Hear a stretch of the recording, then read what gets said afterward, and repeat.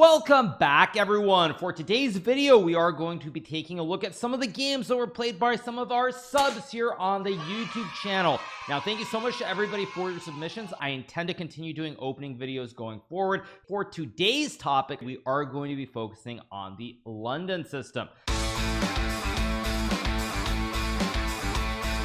Away we go, you guys. So first game we're going to be taking a look at is a game that was played between Kamesh Ragavan from India and Moritz Scheierhoff from Germany. You can tell from the ratings, white player 1340, black player 1114. Game was 10 minutes.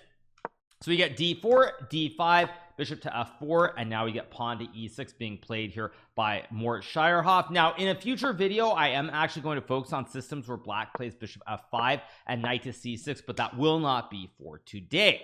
All right, so we get e6 here, we get pawn to e3, and now knight c6 is played by Moritz Scheierhoff. Now, this is a slight mistake here in this position. You can put the knight on c6 if you've developed the bishop to f5, but generally speaking, in a lot of these queen pawn openings where white pushes d4 and d5, normally you want to push a pawn to c4 or c5 and then bring the knight out behind the pawn, because here when you put the knight on c6, you can never really put pressure on the central pawn chain. You can try to play for e5, but it's much more effective to push this pawn first, then play knight c6, and now you're putting more pressure on the central d4 point, and you still can also play for this e5 pawn break as well. So knight c6 a little bit dubious.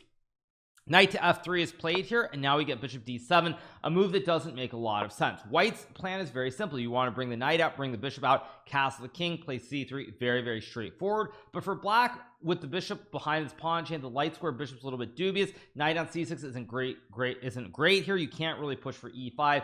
c5 is not an option either, so white is already considerably better. If I were playing black in this position, what I would aim for is to play bishop d6 to try to trade off these dark square bishops. For example, if white trades the bishops and then plays bishop d3, now black can already play e5, striking in the center, and the position is very balanced here, but black has no issues as now the light square bishop is very active. You can develop the knight here to f6 very quickly, and then just simply castle the king out of the center of the board, so black has no issues. So bishop d7 doesn't really do a whole lot here because you're not really playing on the queen side. Additionally, if we go back a few moves, if you had, say, this position where you can play bishop d7 with the idea of rook to c8 followed by taking, you can try to play on the c file with this knight and this rook. One example, let's just say h3 takes, maybe something like knight b4 to put pressure on the pawn on c2. So without this pawn on c7, now the rook is very well placed on c8. But in the game, as you'll notice here, with this pawn on c7, rook c8 doesn't make sense. You can't play for c5, and the bishop simply is doing nothing on d7. So we get bishop to b4 being played here. Now white plays c3 correctly, bishop a5, we get a4, setting up a nasty trick. If black plays knight g to e7, you have b4, bishop to b6, and then a5, trapping this bishop on b6. So bishop b6 is played, b4 played, and now to his credit, Moritz plays a6 here, stopping white from trapping the bishop, because after a5, now you simply go bishop a7, and the bishop is safe on the square. That being said, of course, white has a lot of space here on the queen side. Black does not really have great pawn breaks. White can also follow up with bishop d3, castles, and knight to e5, and white should be considerably better. So we get knight to e5 being played here. Now this is a move that I don't necessarily dislike. It's a very good move objectively, but one thing that's really important when you're newer to the game is to follow the basic principles of what you're aiming for. And when you do play the London system, you're almost always aiming for the setup with the following moves. You want the pawns on f2, e3, d4. You want this chain, you want the pawn on c3, and then you want the two knights and the bishops developed on d3, f4, and d2 and f3. And this is generally the starting setup that you want. So while knight e5 is a reasonable move, I would suggest that you continue following the themes first with, say, bishop d3, knight to f6, castles, and then knight to e5 like this, because now you finish your development, you have the perfect setup with the bishops, the knights are very well placed, and white should be better. Nonetheless, knight e5 is, of course, a very reasonable move. So we get knight to e5, knight takes knight, bishop takes knight. Now the bishop is threatening to capture the pawn on g7 and win the rook in the corner. We get pawn to f6 played here. Now this is kind of a, maybe it's a reasonable move. It's not a move that I love. I know the computer actually thinks it's the best move, but probably I would suggest playing knight f6 just so you can castle and have something that's a little bit more standard, because again, at this rating range, trying to play these unusual setups with like f6 here, it makes it very difficult to follow it up precisely. So now we get bishop to g3 being played here by Kamesh Ragavan. We get knight to h6, a good move here. Black tries to castle. Maybe also you can bring the knight to f5 to win the bishop on g3. We get bishop to e2. Now this, of course, is a move that I really don't like here. Again, follow the themes. One of the things that you're always looking to do as a newer player is put the pieces on some of these standard squares and develop. And if you put the bishop on d3 and then castle, the position is completely fine. But when you start getting too creative, I would say in the London system specifically, you always want to try to follow the setup unless there's a specific reason. So let me illustrate one example. Say black has say black has some setup like this. Now of course the specific position is somewhat irrelevant here, but say black were to have the setup and you want to put the bishop on d3 but it loses to e4, then yes, you do need to improvise. But if there is no reason that you're going to be losing material, you want to put these minor pieces, the bishops and the knights, on the squares that they belong. So bishop to e2 is played. Now we get knight to f5, we get bishop to h5 check being played here by Kamesh. Not g6. Okay, king e7 is played. Probably if I were playing black here, after g6 bishop f3, black can already play this unusual move h5, trying to go for the same thing that white was doing on the queen side, winning this bishop. And if white say castles, you have h4 bishop f4 g5. Spaghetti-o, there goes your dark square bishop. You will lose the game. And if you do play a move like h4 here to stop the pawn push, then black can trade the knight for the bishop. And after c6 followed by bishop b8, white has a lot of problems with this weak pawn next to this light square bishop. So king to e7 is not the best move, but again, you can't be too critical of the players at this level. We get castles, knight takes bishop, and now white captures with the f pawn. Now this is a move that is not the correct decision. I would say at the levels below, probably I would say expert or master level, the number of times when you're going to end up with stacked pawns, say like on g3 and g2, these double pawns here, I would say like 95% of the time you want to capture towards the center. So what does that mean? When you look at the center of the board, that is the E files and the D files here. So when you capture with the H pawn, you're capturing towards the center. The pawn is going towards the center part of the board. When you capture with the F pawn here, your pawn is going towards the edge of the board. So I would say like 95% of the time you want to capture towards the center if you can. So when you take with the F pawn, there are some situations where it makes sense, but in this case, even though you open up the F file for the rook here, there really are no threats towards this pawn on F6. Game continues with bishop to B5. We get bishop to E2, and now black plays queen D7. And already here, this is where you have to take stock of the position. Now this is more middle game concepts at a 1300 level. I don't really expect players to grasp this necessarily, but in a position like this, when you look at this on first glance, you'll notice that black has the bishop pair. Bishop pair it's a little bit better than the bishop and knight in general, so it's slightly preferable for black. However, that being said, black is lacking development here. If you look at the position, the rooks are on their original squares, the queen has not been developed, the king is in the center of the board. Additionally, this bishop on a7 is doing nothing because all these pawns are simply killing this diagonal. So because of that, what you're looking for is you're looking to not sort of trade down, because if you trade down in the long run, let's think about this logically. The last thing I forgot to mention, I realized, is the pawn structure. When you look at the pawns, black's pawn structure is better than white's pawn structure because white has these pawns that are stacked, and additionally this pawn in the center in the long term could become a slight weakness. So generally here, the advantage for white is that the black king is in the center, he's lacking development. Black's advantage is that he has the bishop pair and a better pawn structure. So if you keep pieces on the board, it's a lot less likely that black can fix this king issue that he has with a king stuck in the middle of the board. Nonetheless, we get bishop e2, queen to d7, knight to b3, bishops are traded, we get queen to c6, and now knight to c5 played by Kamesh. Not a bad move, but again, already here there are not as many pieces on the board, so the advantage is slowly slipping away. Black plays rook a e8, we get queen to g4, and now king to f8 is played here. If I was playing with black, probably what I would have done here is I would have already probably traded and then played rook e8 with the idea of, let's just say white plays rook b1, going king to d8, and I'm just going to make some random moves to h3, e5, and now black tries to play on this e file, which is somewhat open. Black's rook is very well placed on e8. King can always just run to c8 and b8 potentially to be very safe here, and black is very much in the game.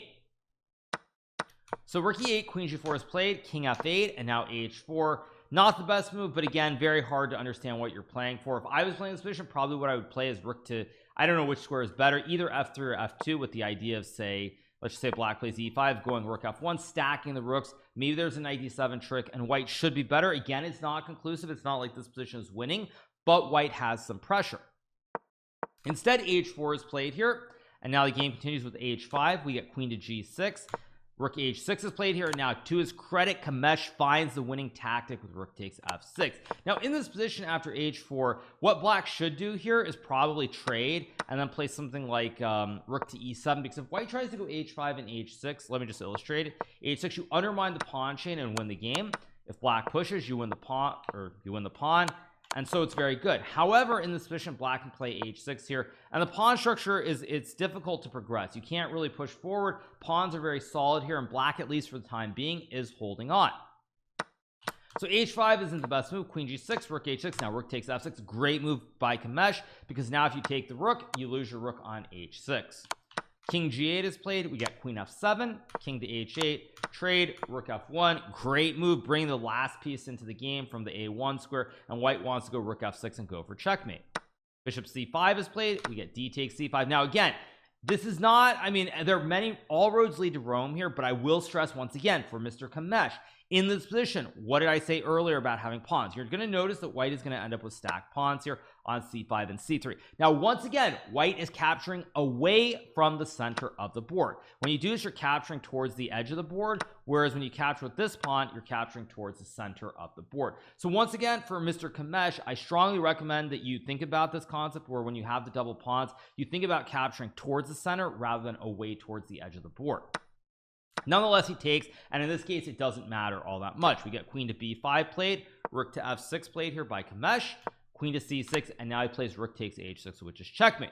So what to say about this game overall? Very, very well played game by Mr. Kamesh. There are some inaccuracies, but again, the inaccuracies are things that don't matter at this level so much. There are two takeaways, however, that I would stress. First one is that in this opening phase, you want to follow your basic setup. Like you basically, this is the ideal setup where you put the bishop on d3, you get these four pieces, and you get this pyramid as well. This is the ideal setup in the London system if you can achieve it. So when he had the opportunity later on to set it up, first of all, I mean, he had this spot. He also had a few moves earlier. Just remember the perfect placement of the bishops and the knights in the London system. And the second point is just in general, and this does apply to the London system a lot, which is that there are many cases where black will play knight f5 takes g3, or a more common theme is something like knight h5 and taking like this on g3. And you almost always, I would say at a 1300 level, always capture towards the center with an h pawn taking on g3. I would say that you always want to do that. So just remember that when you end up with pawns stacked on top of each other, capture towards the center of the board. Just think of it capturing towards these two files, so you want to capture towards rather than away towards the edge of the board where nothing is happening. So those are the two big takeaways, but nonetheless, overall, a very, very well played game by Kamesh Raghavan. So big shout out to him. Next game we have is a game that is played between Dikichi 1460 from the great country of Nippon, also known as Japan, and of course JK Bihani 1459 from India. Now this game is a 1 hour game, so a little bit slower, so maybe I'll be a little bit more critical of my subs. Game starts with d4. We get d5, bishop f4, knight f6, e3, e6, all standard. Knight f3, bing bang boom, bishop b4. Now it's weird that just like in the first game, the black player plays bishop b4. Now again, this does nothing except help white get the setup he wants, and this is called losing tempo. Now tempo, of course, essentially means losing time in Italian. Because in this position, if you play bishop to d6, for example, white will have to waste time to go c3 here. White plays this move, and then lo and behold, it's black's turn. But when you throw in this check and you go to d6, you'll notice that now it's white's move. So now I play knight d2 versus this position where here it's black's move. So you're basically losing time, and you're helping white improve and get the premier setup with these pawns from b2 to d4 and f2 to d4, and of course this mini pyramid. Bishop to a5 is played, not a great move because now black is going to have trouble fighting for the center. One of the biggest reasons you play bishop d6 is not even necessarily to trade the dark square bishops, right on f4 I should say, but you know, if white trades, you can very quickly always fight for the center with e5 pawn pushes. And even if white doesn't trade, say white plays bishop d3, c5, castles, queen c7, bishop g3, you still can fight for the center with knight bd7, c3, and e5 here. So that's why you want to really consider putting the bishop on d6 if you have pushed the pawns to d5 and e6 very specifically. If you've done this and you haven't developed a light square bishop, you're always looking to play bishop d6. Now, of course, with the bishop on a5, it's going to be very hard to fight for a pawn push with this e5 pawn. You also can't really play c5 either, so it's very, very difficult. Game continues with knight bd2. We get h6 being played here, bishop to d3, castles. White plays knight to e5, great move. Castles, of course, is fine. h3 also fine. I would say it's sort of for choice, but I think white has an idea in mind. So we get knight e5, knight bd7, and now bishop g3. Now here, Dikichi is actually aiming for something different. What he's trying to do is, he's on top of playing a London system, he's now trying to create the classic Stonewall Jackson in the center of the board. Now there is an opening called the Stonewall, which I will just show up very quickly for those of you guys who are wondering, where you try to bring the bishop out and you try to create this situation where you have this pawn structure here with these dark square pawns, and then you try eventually to plop a pony on e5, and this is what we call the Stonewall. However, in this specific position, this is quite different, because here what we have is we do have a Stonewall. White does have these pawns out in the center of the board, but additionally white's dark square bishop is all the way over here. It can always go to h4, and this bishop is much better on g3 than it would be staying at home on this critical c1 square. So this is a bit of a Stonewall and a London, but with this active dark square bishop, it's very, very nice to play. We got c takes d4 correctly. Dikichi captures with the e pawn. You do not capture with the c pawn, because even though this keeps the center intact in the classic diamond hands formation, this bishop on a5 is spying the knight on d2 and the king on e1, and here black can even play knight takes, pawn takes, and knight to e4, and you'd be forced here to trade with the bishop, because there is this pin problem that you have towards the knight and the king. And after takes and castles, takes bishop d7 followed by bishop c6, position is fairly balanced, of course, but white doesn't really have any way to attack easily. So white takes with the e pawn. Now of course, if black goes knight e4, you simply gobble because the diagonal is closed. We get pawn to a6 being played here by GMHikaru. Bishop to h4, excellent move, pinning the knight on f6 here. Queen c7 is played, and now Dikichi goes g4. Now this is a move that I think is a great move in this situation. Black has many issues. First of all, you see this bishop and this rook, they're very passive. Even if you move the knight out of the way, bishop is still staring at a closed diagonal with this pawn on e6 in the way. So the bishop and the rook are very passive. Even if you can play b6 and say bishop b7, for example, you're still looking at a closed diagonal. So this bishop on b7 or c8 is very, very passive, which also means this rook on a8 is stuck and not in the game. So I really like this. Additionally, with black having castles and push this pawn, white has some very basic ideas like g5 takes, and then rook g1 followed by queen f3 or queen h5. There are all kinds of threats here with this king on g8, and black is in a world of hurt. So we get knight takes knight, and now we get d takes e5 played by Dikichi. Now this is a very bad move. It is not the correct move in this position, as with I would say most London systems. If there is a trade on e5 and you have pawns on d4 and f4, I would say probably 90% of the time you want to capture with the f pawn. Now again, you're probably saying, well, you said this about the double pawns, now you're saying about this, you make it sound too easy. But in the London system, when this does occur where there's a trade, you almost always want to capture the f pawn unless there's something very specific. Now I'm going to give you guys a really advanced tip here. Now probably let me just set this up in a different situation, or actually let me just put the bishop here for a second. If we could magically reach this position where there's a bishop on d7, taking with this pawn is actually quite good, because now the knight has to go to either e8, and you'll notice that this pawn on e5 covers both the squares where the knight can jump.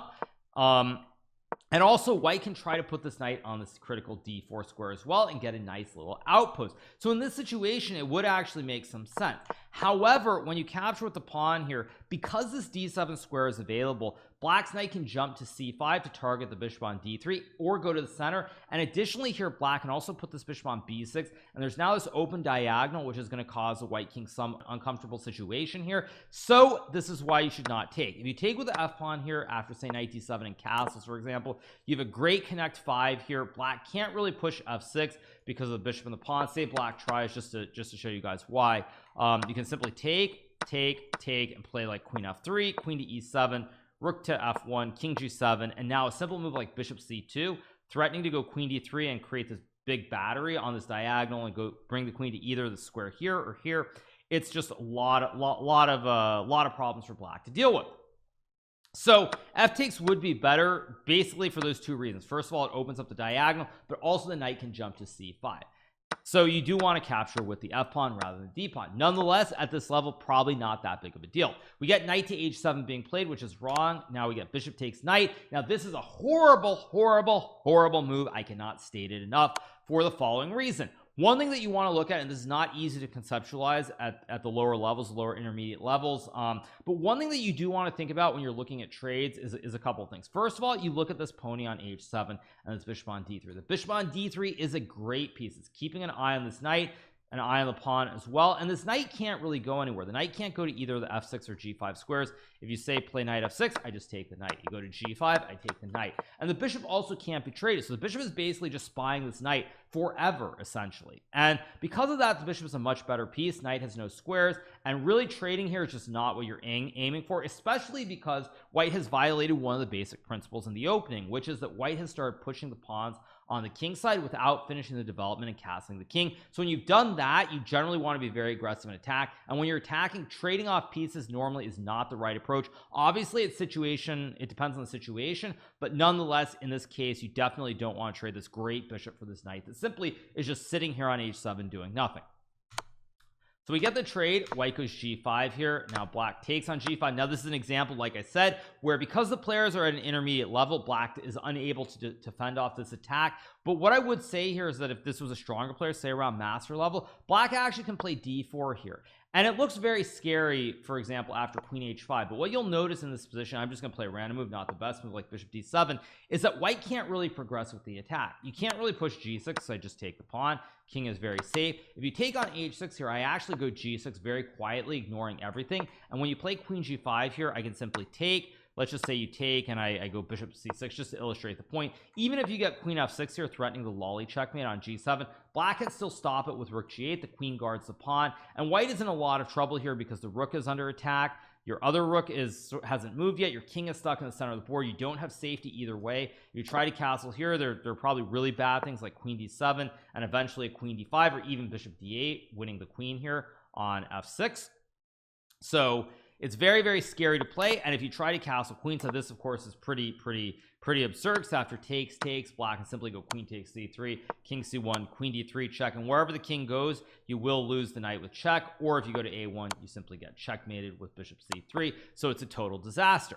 So this is something that intermediate level players probably won't be able to fend off the attack, but as you're trying to improve or getting better, players will understand how to defend against a pure attack with only a queen and a pawn here if you go for this. However, in this game, pawn takes pawn is played, which is a big mistake, because now after queen h5, king g8, and bishop takes g5, white is doing very, very well here. Now the h file is open, the g file is open. There are ideas like bishop f6 and rook g1 creating checkmate threats, and the rest should be pretty straightforward, but let's see what happens. So f5 is played. Good attempt by JB Hani here to try and do something. One illustration of a very cute mate would be f6, or not f6, sorry, d4, bishop to f6 here. And now if black takes the bishop, you have rook g1 checkmate. If black plays g6, we get the classic lobster pincer checkmate with bishop to h8. And if black takes on c3, you can completely ignore it and go rook to g1, pawn takes knight, and then king to d1. King is very safe here. There are no real checks. There is a check on c1, of course, but no matter what black does, he's mated. g6, queen h8 is mate. If you move the rook, I go rook takes g7, king f8, and queen to h8 checkmate. And so the only way to prolong mate would be queen c1. Whoops, would be queen to c1, but this too also leads to checkmate after king b1 and rook e8, rook g7, king f8, queen to h8. So I do like f5 here because it's a move to stop the whole bishop f6 rook g1 idea. Game continues with rook g1 here, still same threats, bishop f6 or bishop h6, with this rook eyeing the king. Queen to f7 is played, and now we get queen h3. Now there is a beautiful way to win here, which I believe is that white can play bishop to f6, because after queen takes queen, you take king to h8, there's rook g5, and the king is in check. You're going to win the queen, and the rest again will be very straightforward. But that being said, there's no need to allow this either. So white plays queen to h3, we get queen to g6. Now white castles. It's worth noting white cannot go bishop f6 here, because then spaghetti, you hang the rook on g1, and with it you lose the game. So white castles, we get queen to e8. Now this is a bad move. What black should have tried here, if anything, was to go queen h7, trying to trade off the queens, because since white is trying to attack here and black is underdeveloped with this bishop and the rook not in the game yet, you want to try to trade off if you can. So queen to e8 is played. We got bishop to f6, rook to f7. Now we get knight to f3 being played here, bishop b6, rook g2. Knight g5 is winning here for anyone who's wondering, but again, rook g2 is relatively fine. We got bishop to d8 being played. Now some people might wonder, can black go bishop e3 check? The king has to move and then take the pawn, stopping this knight g5 move. Now black could play this, however, after this move, rook to g1 with the double stack, the bishop on f6 here, and this pawn on g7 under major fire, the game should be pretty much over. So instead, bishop d8 is played. White plays bishop takes g7, a great move as well. Takes, bring the rook to the open file, check the king. We get king to f8, queen to h8, excellent, king to e7, and now we get rook to g7 check. And here Jay Bihani very respectfully resigns the game. At this level, 1400, I would not expect someone to resign here. I'd expect them to play on with queen f7, but after rook takes queen, king takes rook, queen takes bishop with a queen and a knight for the rook and the bishop, and an open king, it'll be very cleanly winning for white. So what to say about this game? I would say overall, very, very well played game by Hikaru. I don't know if there aren't necessarily black repertoires against the London so much in terms of these games, where both these games we looked at feature this bishop b4 check, which is not the correct move. So from the black perspective, I mean, maybe try to study a little bit more. From the white perspective in this game, I think Hikaru played this very well. He had a very straightforward plan of playing this hybrid stonewall setup with the diamond hand formation setup, and the bishops on d3 and g3 with the London. Really nice. Overall, I would say it's a great game.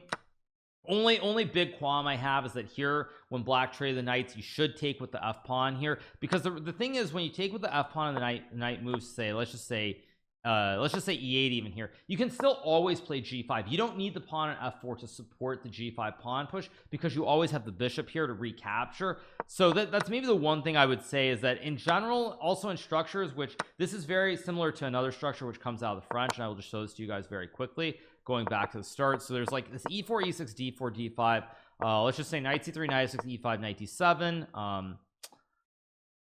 Is this one of the structures? I'm trying to think of a structure where black takes and you take back with the pawn. What's a good structure? But just to illustrate, there's some structures where you get like this French setup where you have these pawns opposing on e6, d5, and d4 and e5, and there are situations where you do take with the pawn because you have access to a d4 square. But generally speaking, especially below probably master level, I think that most of the time, when you're in the situation, just always look to capture towards the center when you have this French structure of these pawns on d4 and e5 versus these pawns on e6 and d5, if you can. That's my only real qualm with this game, I would say, overall. But very well played game. I mean, it was a 1 hour game.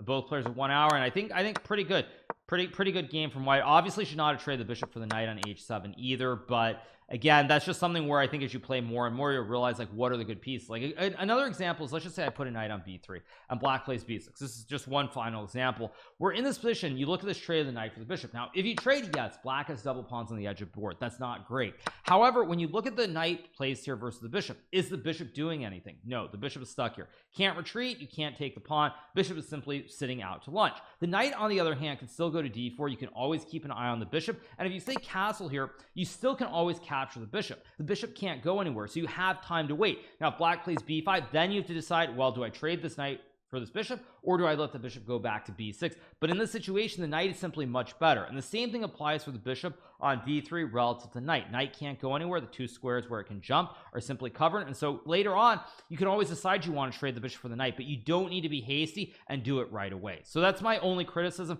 But again, the way that the game progressed with the whole g5 set, with the g5 move that was played, and then bishop g5, queen h5, I'm very understanding of that, and I can't be too critical because at this level it's not something that probably is going to matter. So overall, very good gameplay by Hikaru. Nothing but props. And I hope you guys enjoyed this video. These are two games that we're covering of our subs here on the YouTube channel. In the London system, I will be doing other openings in the near future. I also, as I alluded to at the start of this video, we'll be doing another video on the London system where black starts out with knight c6 and bishop f5, which kind of prevents white from getting the classic setup with the bishop unopposed on d3, knight f3, and c3. So stay tuned for that as well, because we have some other sub games. But at any rate, I hope you guys enjoyed the video. Make sure to hit that subscribe button below if you have not, and we'll be back with more great YouTube content in the near future. Hope you guys enjoyed it. Have a great one. Bye.